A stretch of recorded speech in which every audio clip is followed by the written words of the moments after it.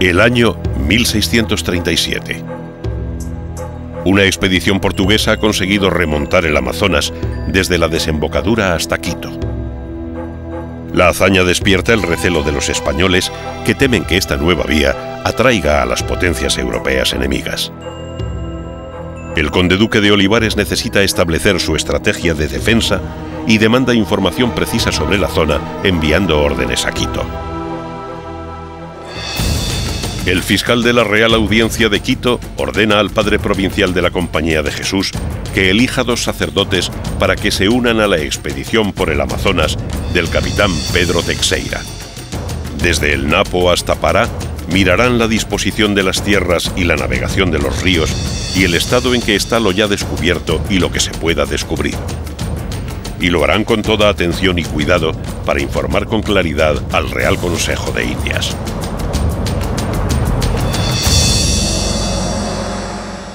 El padre Fuentes nombra al padre burgalés Cristóbal de Acuña, persona de las partes de religión, letras, púlpito, prudencia y las demás que exige la empresa.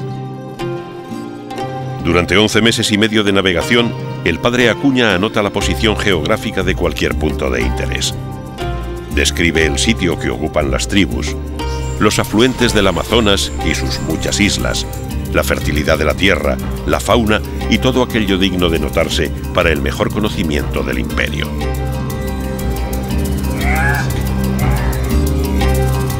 Como resultado del viaje, Acuña publica su libro Nuevo descubrimiento del Gran Río de las Amazonas, que se convierte en la más detallada referencia sobre la geografía y la vida del río, y donde se apunta a las cumbres andinas como lugar de nacimiento del Amazonas.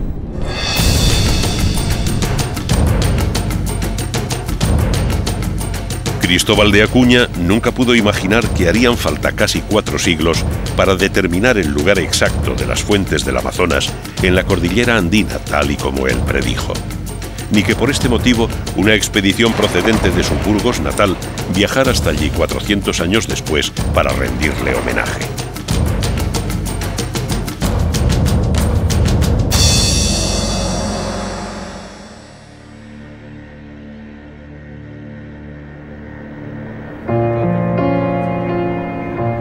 La ciudad de Lima vio morir al padre Acuña. Se trataba entonces de una ciudad joven, diferente de la urbe de hoy de 7 millones de habitantes. Pero en muchos aspectos era la misma Lima, que también hoy languidece bajo la garúa, la neblina que gobierna el temperamento limeño durante el invierno austral, cuando las nubes del Pacífico cubren la capital de Perú.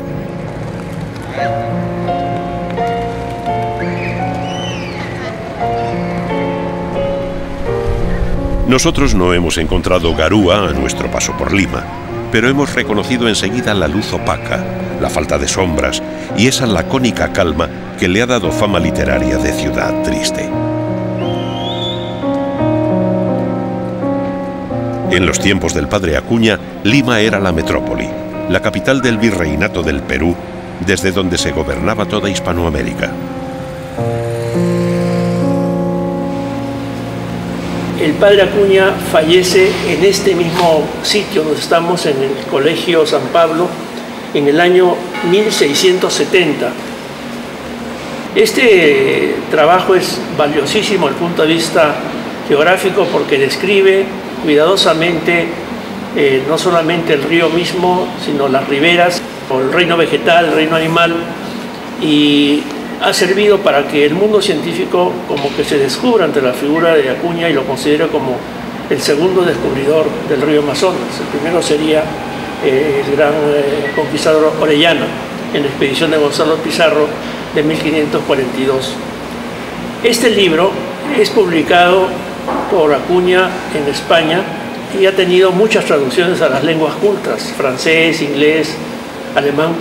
El nombre de Acuña está citado en el gran diccionario hecho hace pocos años en Europa, el diccionario de la Compañía de Jesús, y figura como uno de los grandes geógrafos o científicos del siglo XVII. Agradecemos la entrevista al padre Nieto entregándole una placa conmemorativa de la expedición. Nos despedimos y en unas pocas horas abandonamos Lima para comenzar nuestro viaje por el sur de Perú.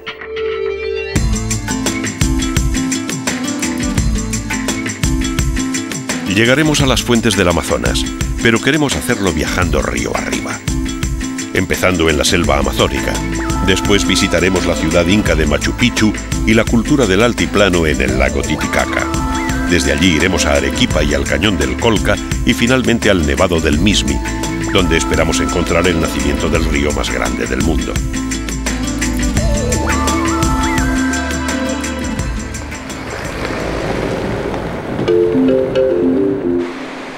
El Parque Nacional del Manu se encuentra en la región Madre de Dios, en plena selva amazónica. 1,5 millones de hectáreas con más de 15.000 variedades de plantas.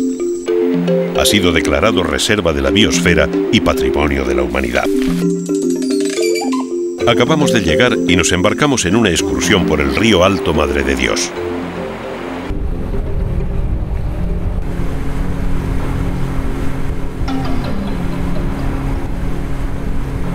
El río de las Amazonas, en el espacio de casi 4.000 leguas, encierra más de 150 naciones de lenguas diferentes, y riega más reinos, fecunda más vegas y sustenta más hombres que el Éufrates, el Nilo y el Ganges.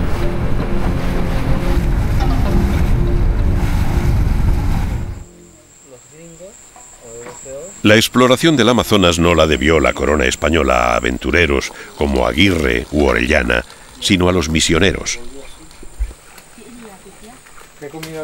La protección que las iglesias ofrecían a los indios se tradujo en un sedentarismo que las tribus amazónicas no conocían.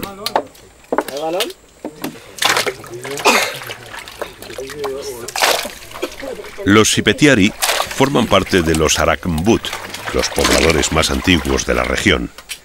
Igual que otras comunidades del Alto Madre de Dios, siguen viviendo de la yuca y de la agricultura de subsistencia.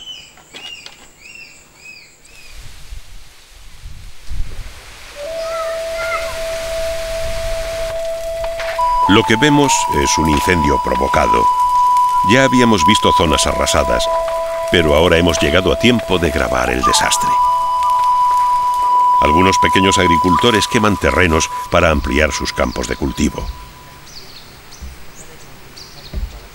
Naturalmente, estos incendios son ilegales y suponen un problema. Sin embargo, su repercusión es anecdótica para la cuenca del Amazonas. El verdadero problema de la selva es la tala masiva por parte de las grandes multinacionales de la soja y la extracción permanente de miles de metros cúbicos de madera de contrabando. Reflexionamos un momento sobre el abismo entre los contenidos del libro de Acuña y este reportaje. A principios del siglo XVII, la selva amazónica debía parecer indestructible.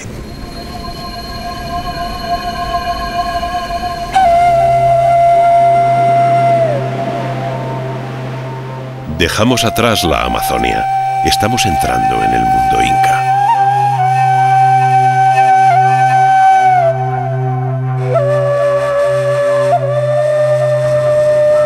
Cuando los primeros españoles llegaron a Cuzco, tenía ya 125.000 habitantes.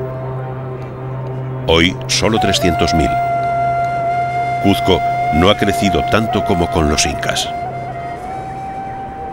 A 200 metros de altura sobre la capital quechua, y casi desde este punto de vista, decidió Viracocha levantar Sacsayhuamán.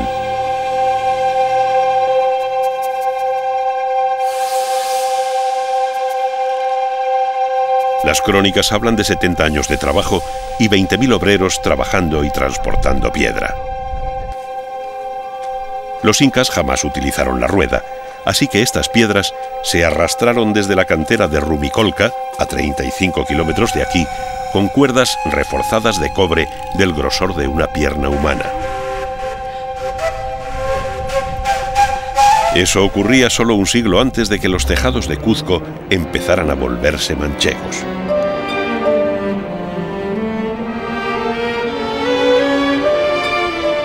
La plaza de armas, antes Huacaipata, ha sido siempre el centro de Cuzco y del mundo inca.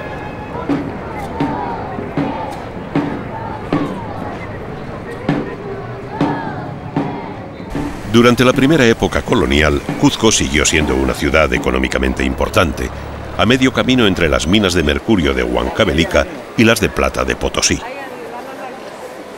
Se exportaban tejidos, muebles, pinturas y refinados trabajos de oro y plata que llegaban de los riquísimos altiplanos del Titicaca. La decadencia llegó en el siglo XVIII, cuando las minas se agotaron. Aunque para los descendientes de los incas, Cuzco sigue siendo, y por siempre, la capital del imperio.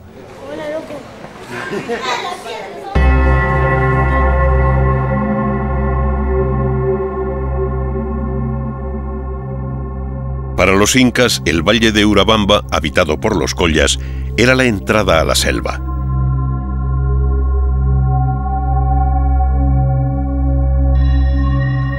El primer inca que se adentró en el valle fue un inca notable, Pachacútec. Cautivado por el paisaje, valoró las posibilidades del clima benigno y la tierra fértil y se estableció ordenando construir las mejores fortalezas que jamás viera su imperio. Una de ellas fue Pisac, que se convirtió en su hacienda real, con terrazas agrícolas y edificios amurallados con 5 puertas de acceso. Pachacútec, que había empezado conquistando Cuzco, siguió avanzando por el valle de Urabamba y sometió también a los collas de Ollantaytambo.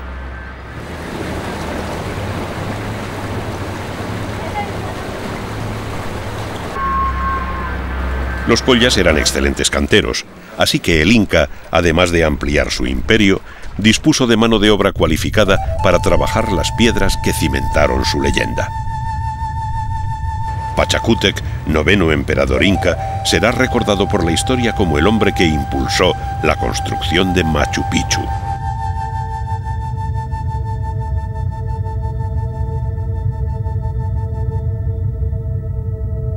Machu Picchu era un secreto de Estado. Construida en un lugar inaccesible, invisible desde el valle y alejada del camino real, la población inca ni siquiera conocía su existencia.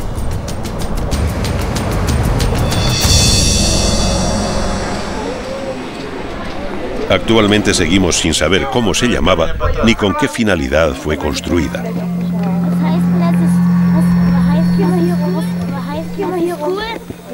¿Era una fortaleza? ¿El último refugio de las Vírgenes del Sol? ¿Se trataba de un lugar de culto? ¿O fue la última capital inca? No se sabe. La teoría más aceptada es que se trataba de una yacta, algo así como un almacén de impuestos y botines de guerra. Pero también se apunta a que pudo ser el refugio de la exclusiva aristocracia inca y que cumplió su papel hasta que los españoles capturaron al último inca rebelde, Tupac Amaru, en Vilcabamba. Entonces Machu Picchu fue abandonada porque ya no tenía razón de ser. Hasta que en 1911 un agricultor llevó allí a un arqueólogo llamado Bingham que creyó estar en Vilcabamba. Bingham cavó, desbrozó y dio a conocer al mundo el monumento precolombino más importante de Sudamérica. Se trata de un modelo de asentamiento inca. Terrazas que permitían 3 cosechas al año y un área urbana en la que vivían unas 1000 personas en 200 edificios, la mayoría de una planta. Como nunca se han sabido sus funciones, los nombres que han recibido, tales como Baño del Inca, Palacio de la Ñusta o Mausoleo Real, son totalmente inventados. En realidad, Machu Picchu, o Vieja Cumbre, es el nombre de la montaña más pequeña que aparece detrás de la ciudadela, vista desde el camino inca. La que preside el conjunto, la más alta, es la Joven Cumbre, Huayna Picchu.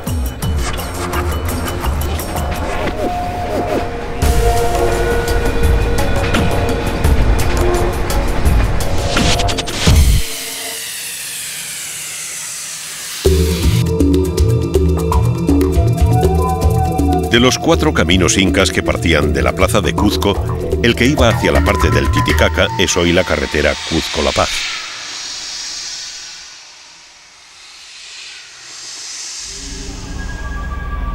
Las huellas de la civilización perdida se suceden a lo largo de la ruta hacia el altiplano.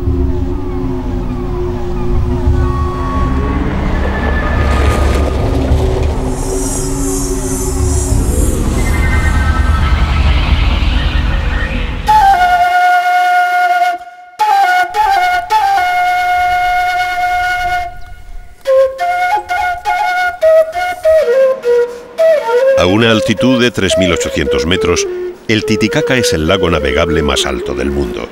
Tiene 175 kilómetros de largo y para cruzarlo en barco hace falta más de una jornada.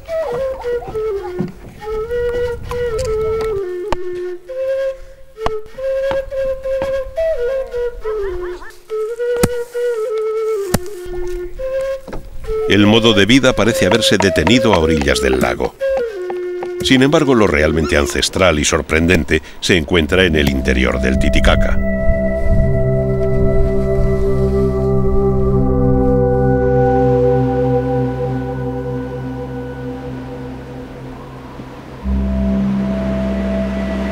El pueblo Uro es descendiente directo de las tribus amazónicas. Llegaron al altiplano hace 12.000 años. Su vida gira alrededor de un junco llamado totora. La totora primero sirve de alimento. Con ella construyen sus barcas, sus casas y sus muebles. Y lo más sorprendente es que construyen incluso sus propias islas, las islas de los Uros.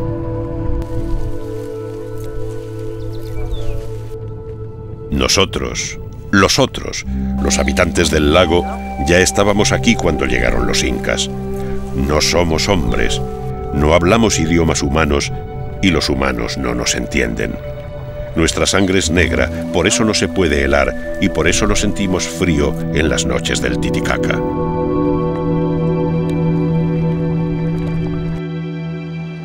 Dejamos en el altiplano a los descendientes de las tribus amazónicas para iniciar la parte del viaje más importante para nosotros.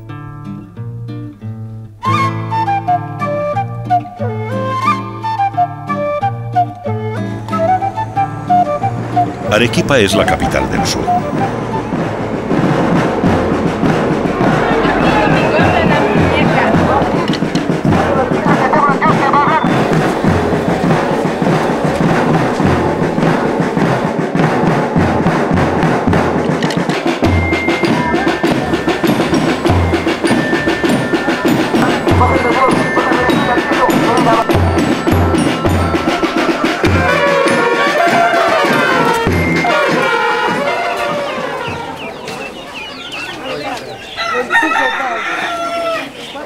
A los 850.000 habitantes de Arequipa no les importa vivir en las faldas de un volcán activo, ni siquiera sabiendo que la ciudad ya ha sido destruida 14 veces. Los arequipeños están acostumbrados al misti porque llevan más de 10.000 años aquí.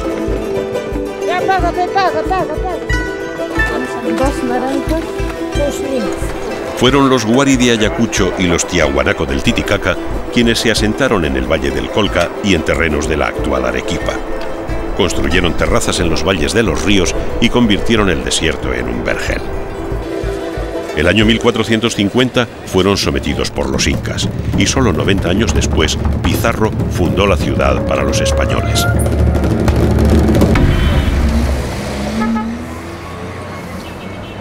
El terremoto de 1868 solo dejó en pie 10 casas y la iglesia de la Compañía de Jesús, una joya del barroco mestizo arequipeño.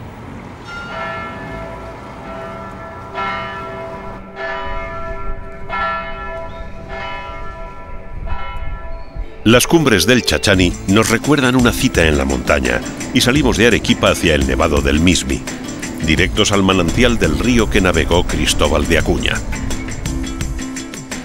Subiremos por el Valle del Colca hasta Chivay y allí organizaremos el campamento base y la expedición a las fuentes del Amazonas.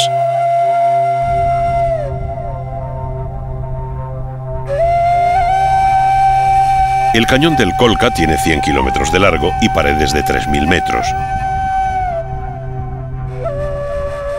Por un lado lo escoltan 3 picos de más de 6.000 metros y por el otro, el Mismi.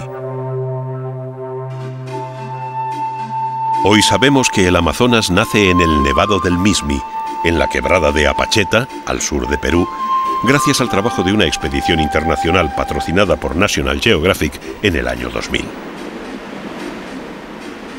En el Valle del Colca, los Collagua, para demostrar que los recién nacidos habían salido de las chimeneas del volcán, les alargaban el cráneo. En cambio, los Cabanas los aplastaban para que sus cabezas tuvieran la forma del sol. Desde entonces y antes, las nieves perpetuas del Valle del Colca han sido fuente de vida y motivo de culto. Los manantiales, convertidos en torrentes, dirigidos en redes de canales, permitieron la agricultura y la vida. Es la historia de los Andes. En el submundo estaba el dios serpiente, en la tierra el dios jaguar y en el cielo estaba el cóndor.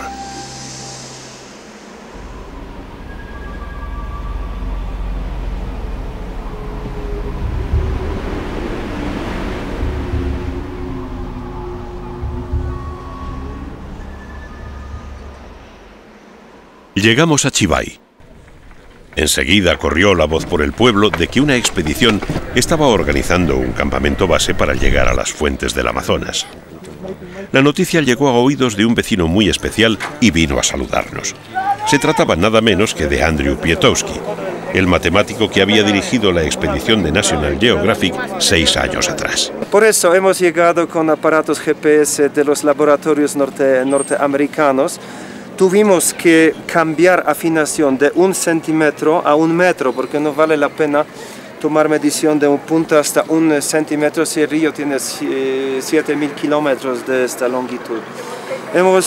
Vivimos allá 8 días y noches, 5 grupos, y hemos trepando, escalando todas 5 valles, y la computadora nos dibujó un mapa exacto donde fuimos, porque tuvimos una antena en la mochila, las pilas dentro porque es muy frío, cubiertas, y esto fue una grabación de nuestras huellas. Y esta computadora lo impuso sobre mapa satelital, que es muy interesante. El Amazonas se cambia en cada instante. Hay una época lluviosa, hay otra época seca. Por eso, ¿cómo vamos a tomar medida? ¿Por los meandres? ¿O vamos a ir recto? ¿O por una orilla que es más larga? Yo por eso estoy siempre diciendo lo que me ha dicho Jacques Cousteau, que si se va por la orilla más larga y si se va por la lado derecha de la isla Marajó, eso es por supuesto 400-500 kilómetros más largo que el Nilo, que es muy establecido, no tiene estas meandras, es otro tipo de río. Todo éxito, señores, siempre adelante, ni un paso atrás, ni un paso atrás. Venga. Enseguida emprendemos la subida. El Mismi nos espera. En medio del paisaje agreste de los Andes, tenemos la extraña sensación de que cuanto más nos alejamos de la civilización y sus reliquias, más nos acercamos a la historia con mayúsculas.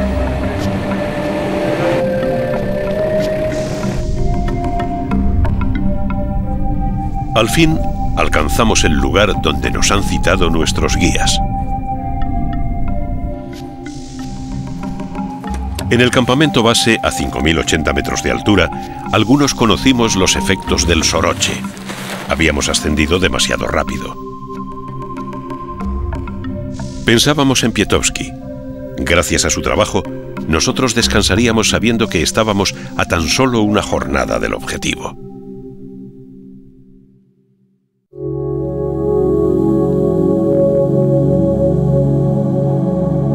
Al día siguiente salimos en dirección a las fuentes.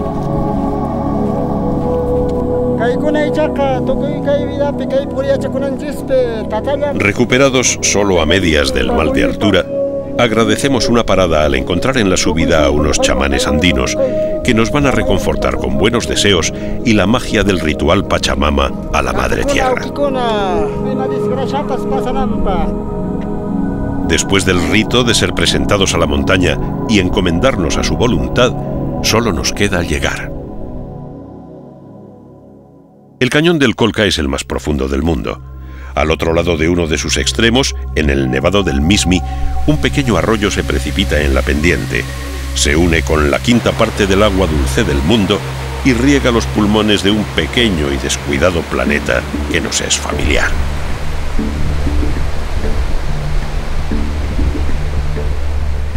Ese manantial brota muy cerca de aquí y nosotros vamos a su encuentro. Es emocionante.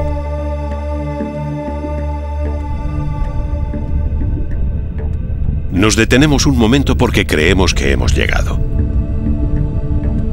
Estamos a menos de 600 metros del punto señalado en el GPS y ya podemos ver una pequeña cascada. Ahí están las fuentes del Amazonas.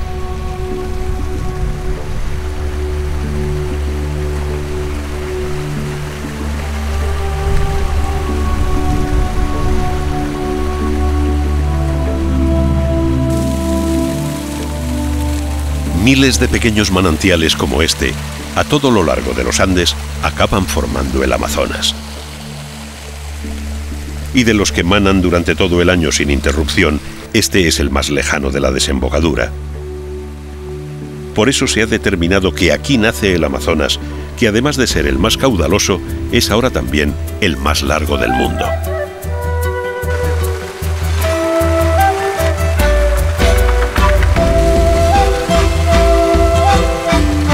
El Amazonas de Pinzón, de Orellana, de los Omaguas y del Padre Acuña. Un cauce rebosante de historias y de vida, importante para el planeta Tierra y al que sin duda deberíamos cuidar mucho más.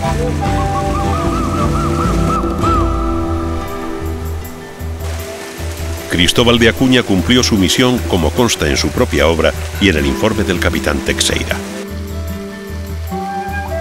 La obra del padre burgalés contribuyó a dar a conocer el Amazonas en 1641. Para esta expedición ha sido un privilegio llegar hasta aquí en su memoria y, siguiendo su ejemplo, tomar notas por el camino y contarlo.